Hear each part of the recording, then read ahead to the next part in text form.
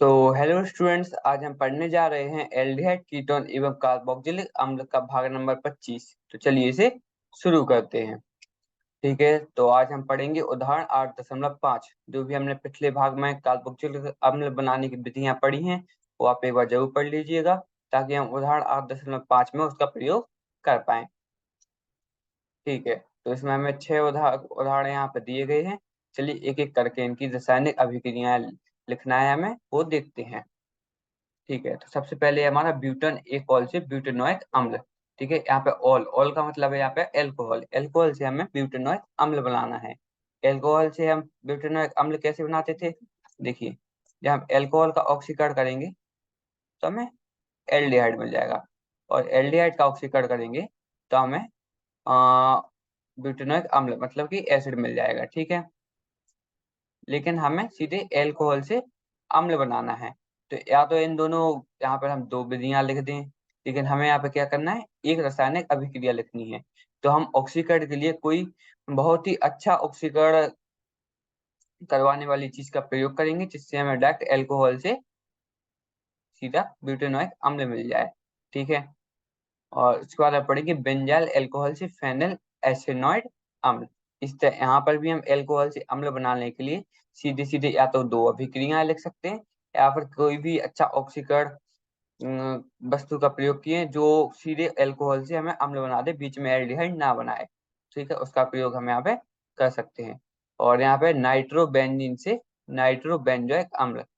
अब यहाँ पे नाइट्रोबेंजीन है, नाइट्रोबेंजीन में इसका भी हमें कुछ अभिक्रिया करनी है, जिससे हमें सीधा सीधा अम्ल मिल जाए। ठीक है, तो चलिए अब एक एक करके इन्हें देखते हैं। सबसे पहले बनाना है हमें ब्यूटेन एक ऑल से ब्यूटेनोइक अम्ल। देखते हैं इसे कैसे बनाते हैं। ठीक है, मैंने आपको बताया कि आपको ऑक्सी एल्कोहल से आपको बनाना है अम्ल, मतलब कि आपको ऑक्सीकरण करवाने की जरूरत है। ऑक्सीकरण करवाने के लिए हमें यहाँ पे किस चीज का प्रयोग करेंगे? हमें यहाँ पे प्रयोग कर रहे हैं CrO3H2SO4। और हमें यहाँ पे क्या करना है, ब्यूटेन एक ऑल, मतलब कि पहले कार्बन पे हमारा अल्कोहल समूह का लगा होना चाहिए। अल्कोहल समूह क्या है हमारा? OH।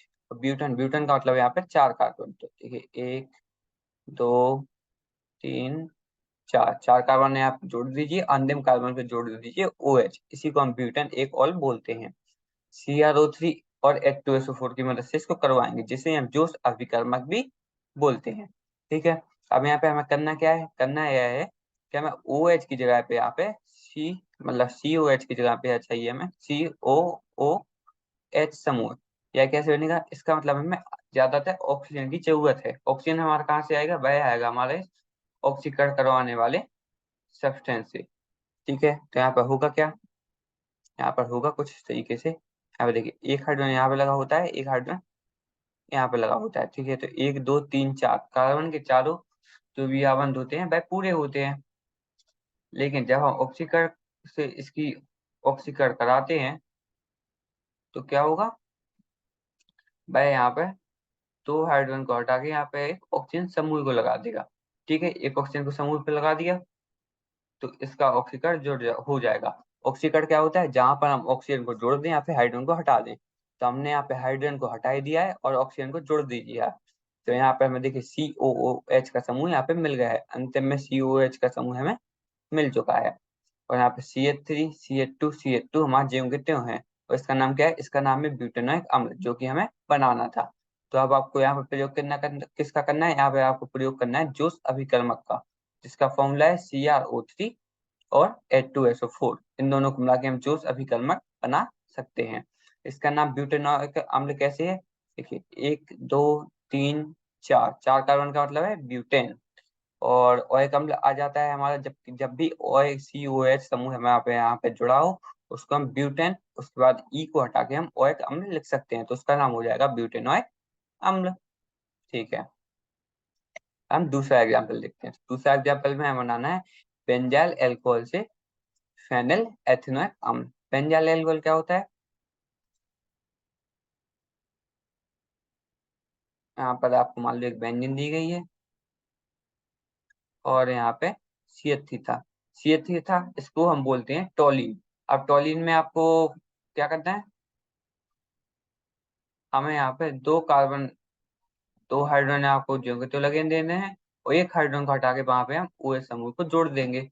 ठीक है, तो जब भी हम टोलिन का ऑक्सीकरण कराएंगे तो हाँ समझ लीजिए आपको वहां पे एक हाइड्रोजन को हटा के वहां पे ओ एच मिल जाएगा, मतलब कि हाइड्रोक्सी बाइटी का समूह यहाँ पे जुड़ जाएगा।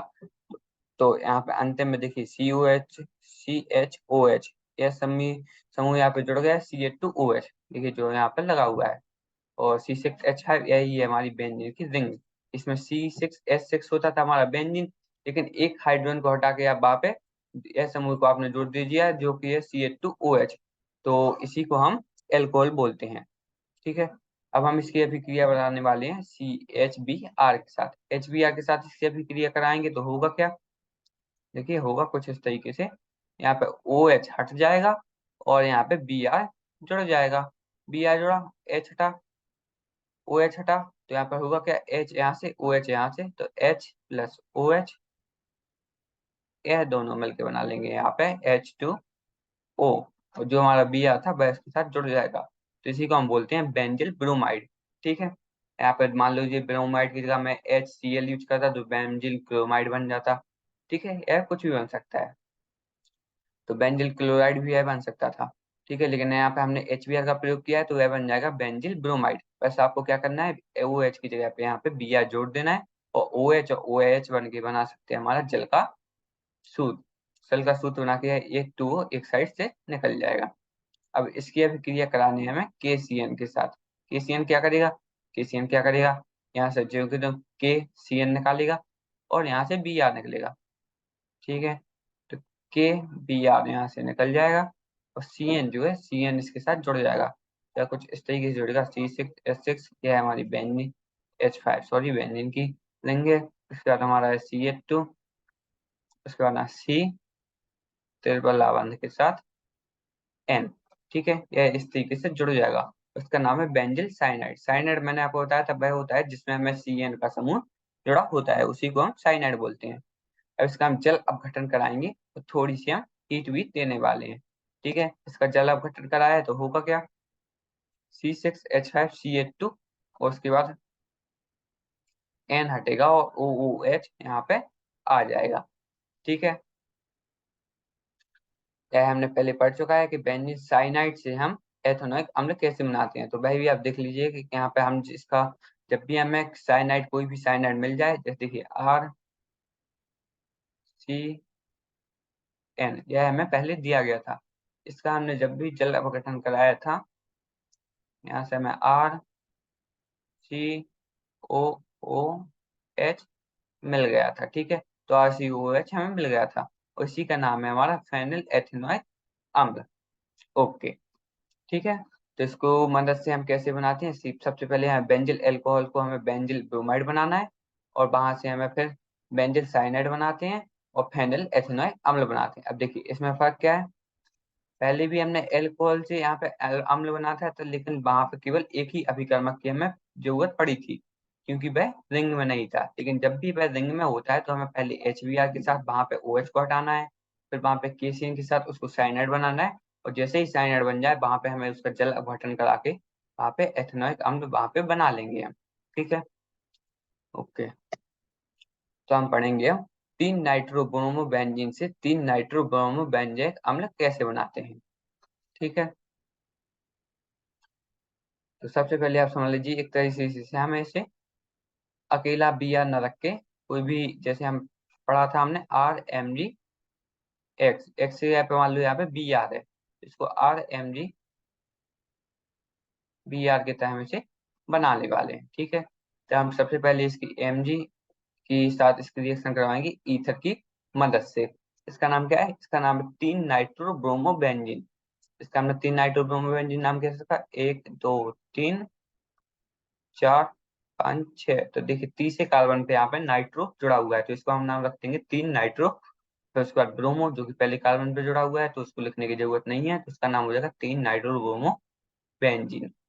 ठीक है, उसकी अभी करेंगे हमने Mg के साथ कराई तो यह बन जाएगा MgBr। ठीक है, यह इसके साथ जुड़ चुका है। उसके बाद हमारा CO2 है, उसके उसको हम शुद्ध शुष्क बर्फ बोलते हैं। ठीक है, इसको हम शुष्क बर्फ बोलते हैं। ओके, तो यहाँ पर होने क्या वाला है, देखिए मैं बताता हूँ। CO2 की इसके साथ अभिक्रिया कराई तो हमारी बेंजीन नहीं तो ज्यों की त्यों ही रहने वाली है। बस यहाँ पे होगा क्या, एक हाइड्रोजन यहाँ पे जुड़ेगा, तो CO2 हमारा कुछ इस तरीके से होता है, ठीक है, इस तरीके। लेकिन इसमें क्या होता है, क्या इसमें एक तरफ का समूह टूट जाता है, एक तरफ का समूह टूट जाएगा, तब O- और यहाँ पर C+ आ जाएगा। तो C+ के साथ हम जोड़ देते हैं C+ के साथ हमारी यह पूरी रिंग जुड़ जाएगी, ठीक है। तो C+ के साथ हम इस रिंग को जोड़ देंगे, ठीक है, यह रिंग हमारी जुड़ चुकी है, ये हमारा पहले C+ था, ठीक है, इसको हटा दिया। अब O के साथ जो हमारा बचा हुआ है Mg Br, उसको हम जोड़ ही देंगे, और बाकी जो हमारा NO2 है उसको जो के तो रहने देते हैं। तो यह बन जाएगा हमारा COO Mg Br। लेकिन हमें Mg Br की जरूरत तो नहीं है, क्योंकि हमें समूह चाहिए COOH का, जिसको हम कार्बोक्सिलिक एसिड का मतलब कार्बोक्सिलिक अम्ल का समूह कहते हैं। तो हमें यहाँ पे जरूरत है Mg Br की जगह H की। तो इसका बस क्या करना है, इसका आपको बस जल अपघटन करा देना है, जो कि हम H3O+ की मदद से इसे करा सकते हैं, ठीक है। इसका जल अपघटन कराया है तो वह क्या करेगा, ऑक्सीजन केवल हाइड्रोजन के साथ आकर ही जुड़ने वाला है, ठीक है। तो यहाँ पर एक इस तरीके से था, Mg Br की जगह आके जुड़ जाएगा हमारा H, और जो हमारी बाकी इस रिंग को हम R मान लेते हैं, ठीक है। तो इसको हम R मान लेंगे तो यह कुछ इस तरीके से COH यहाँ पे बन जाएगा, देख लीजिए यहाँ पे बन गया है। और इसका नाम भी हम कैसे रखेंगे, इसको हम सबसे कम नंबर देने वाले हैं, तो यह हो जाएगा हमारा 1 2 3 4 5 और 6। तो तीसरे कार्बन में पे है हमारा नाइट्रो समूह, उसी को हम लिख देंगे 3 नाइट्रो।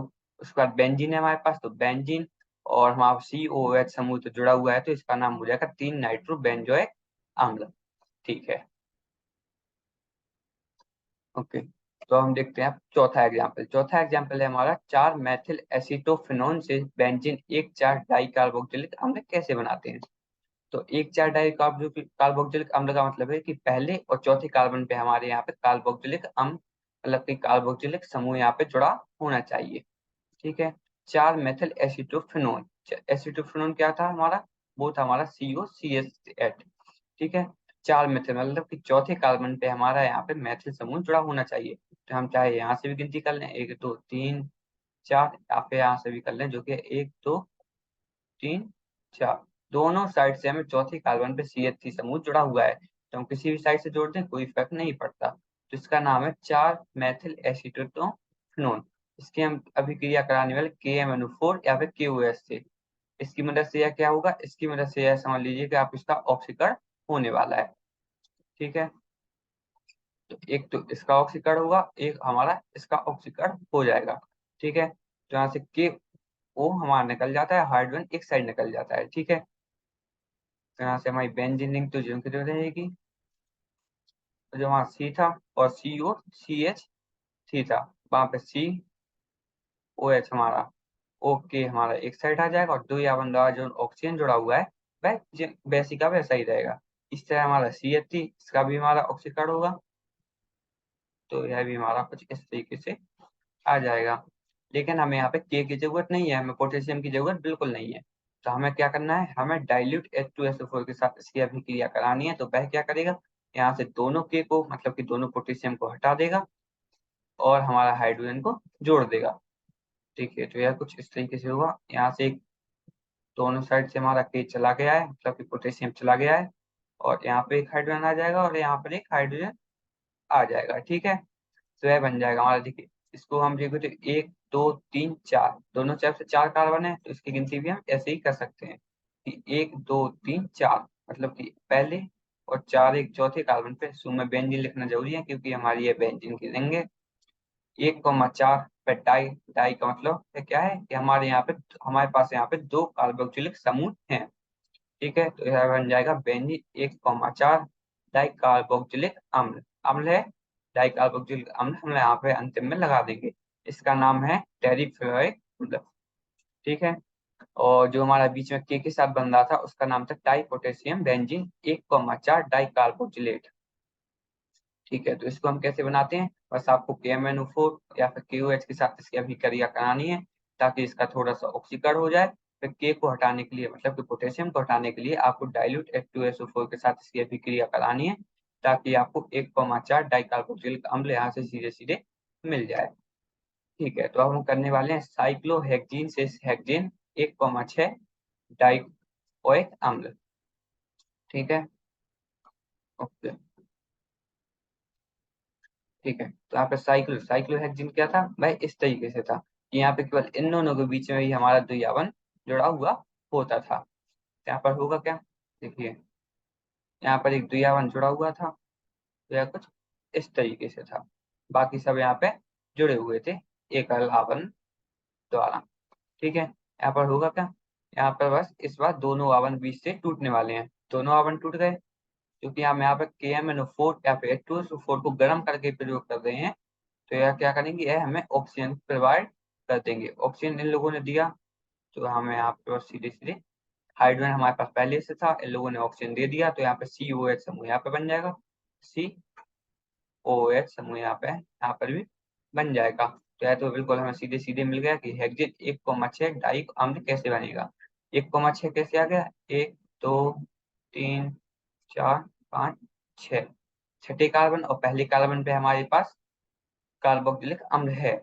और ठीक है, और यहाँ पे दो कार्बोक्सिलिक अम्ल के समूह हैं तो उसको हम डाई भी लिख देंगे, तो इसका नाम इसी तरीके से आ जाएगा हेक्सेन 1,6 डाइओइक अम्ल। बिल्कुल ठीक। ठीक है, तो अब हम छठा उदाहरण करते हैं जो कि है हमारा ब्यूटेनॉल से ब्यूटेनॉइक अम्ल। यह कैसे बनाया था हमने, ब्यूटेनॉल, ब्यूटेनॉल मतलब है कि ब्यूटेन मतलब कि 4 कार्बन, तो यहाँ पे हम लिखेंगे 1 2 3 4। अब देखिए नील, नील का मतलब है यहाँ पे एल्डिहाइड। एल्डिहाइड में हम क्या करते थे, एल्डिहाइड में हमें अंतिम में COH समूह यहाँ पे जुड़ा हुआ होता था। ठीक है, और ब्यूटेन, ब्यूटेन का मतलब है देखिए यहाँ पे 1 2 3 4, 4 कार्बन हम लिख ही चुके हैं। ठीक है, अब हमें ब्यूटेनॉइल अम्ल बनाना है। ब्यूटेनॉइल मतलब एल्डिहाइड से हमें अम्ल बनाना है, मतलब कि इसका ऑक्सीकरण कराने की हमें जरूरत है। तो हम अमोनियम AgNO3 से इसका टॉलिन अभिकर्मक कराने वाले हैं। ठीक है, तो होगा क्या, हमें यहाँ से एक ऑक्सीजन मिल जाएगा जो कि हमें हमेशा से मिल रहा है कि मतलब ऑक्सीकरण कराएंगे तो हमें यहाँ पे ऑक्सीजन मिल ही जाएगा। ठीक है, तो हम देखिए इस बाकी सबको आर लिख देते हैं, बाकी 3 कार्बन को हम यहाँ पे आर लिख देंगे, तो इसको CHO लिख देंगे। ठीक है, अब यहाँ पर होता क्या था, यहाँ पर इस हाइड्रोजन के साथ एक ऑक्सीजन आके इस तरीके से जुड़ जाता था, तो यह हो जाता हमारा RCOH। ठीक है, जो कि अंतिम में बन चुका है, और इसको हमने आर माना था तो इसको आप आर मान लीजिए। ठीक है, तो यह बन जाएगा RCOH, और इसी का नाम है हमारा ब्यूटेनॉइक अम्ल। ठीक है, तो आपको ब्यूटेनॉल से क्या बनाना है, पहले टोलिन अभिकर्मक की मदद से इसका ऑक्सीकरण कराना है, और एल्डिहाइड से हमें जैसे ही हमने उसका मतलब टोलिन अभिकर्मक क्या करता है, ऑक्सीकरण करता है, तो हमने ऑक्सीकरण कराया, हमें यहाँ से ब्यूटेनॉइक अम्ल मिल जाएगा। ठीक है, बात ऐसी है, आपको एल्डिहाइड से कार्बोक्सिलिक अम्ल बनाने के लिए ऑक्सीकरण करना पड़ता है, इसी तरह हमें अल्कोहल से कार्बो एल्डिहाइड बनाने के लिए भी ऑक्सीकरण करना पड़ता है। वाइस वर्सा हम इसमें से ऑक्सीजन को हटा के एल्डिहाइड भी बना सकते हैं, और एल्डिहाइड से ऑक्सीजन को हटा के हम एल्कोहल भी बना सकते हैं। और अगर आपको सीधे बिना एल्डिहाइड बनाए एल्कोहल से कार्बोक्सिलिक अम्ल बनाना है तो आप ऐसी ऐसे कोई चीज की जरूरत पड़ेगी जो अभी आपको बहुत जल्दी ऑक्सीकरण करवा के दे दे, मतलब कि बीच में एल्डिहाइड ही ना बनाए, सीधे अल्कोहल से हमें कार्बोक्सिलिक अम्ल दे दे। ठीक है, ओके। तो बस हम आज आठ उदाहरण 8.5 को कंप्लीट कर चुके हैं। अब देखते हैं कि आगे क्या पढ़ेंगे, तो आगे हम पढ़ने वाले हैं भौतिक गुण। जो हमने कार्बोक्सिलिक अम्ल अभी तक खत्म कर चुके हैं, तो हम उसके भौतिक गुण भी अगले भाग में देखेंगे। ओके, तो बस आज का लेक्चर यहीं पे खत्म करते हैं, धन्यवाद।